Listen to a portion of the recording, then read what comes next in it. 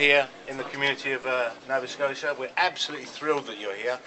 We put the money up, 10 grand, hoping to get a couple of top 10 players, and we got you. So thanks so much for coming up. I know it's not a long journey as opposed to before, but so tell us about your career as a whole, playing these sort of events.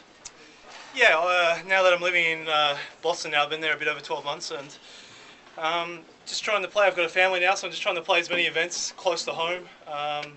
Anything in Canada, America, even 30, 40,000 I'm interested in. Just trying to cut down my travel. But yeah, I'm still feeling good. I'm one of the oldest now in the top 10. Me and Terry Linku are both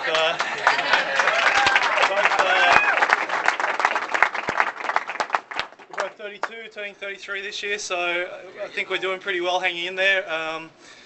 And yeah, I'm still enjoying it, and it's going well. I'm not winning everything, but when the body's moving okay and the mind's okay, I feel I'm still competitive and capable of winning the odd tournament. Last year I had a pretty good year, won the British semis of the world, so no complaints there. I mean, David was telling me earlier this morning it does take a little bit longer these days, and I wasn't quite sure what he was referring to. The warm-up. It was the warm-up, yeah. A wonderful career, David. A very, top draw, really right up there with the very, very best. Great tradition in Australia. We saw Cameron earlier on today, play his way through the cramping and what have you. Tell us a little bit about that kind of mentality in Australia, because it's great for these guys to hear that, Yeah, it's the thing with the Australians. Obviously, it's tough because obviously we all have to live overseas. So there's nothing in Australia, unfortunately. There's no major tournaments. I've been playing 12 years on the tour now, maybe even a bit longer, and I've never played one major tournament in Australia. So what ends up happening, all the Australian players have to come overseas and live, and I've been living out of Australia for like 10 or 11 years now. So, and normally base ourselves either in the UK or I was in Belgium, and now it's becoming a bit more popular to be a few more in the States as well because there's more tournaments. But I think that living away from home, I just think that when it gets tough in these type of matches, that's what you think about.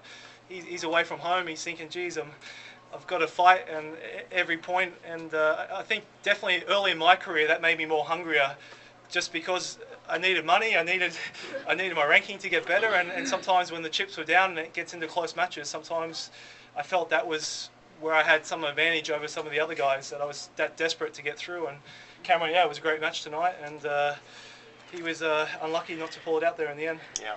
Now, you had some terrific role models, obviously, growing up in squash. Yeah, Australia's obviously been very, very strong throughout the years, both men and women.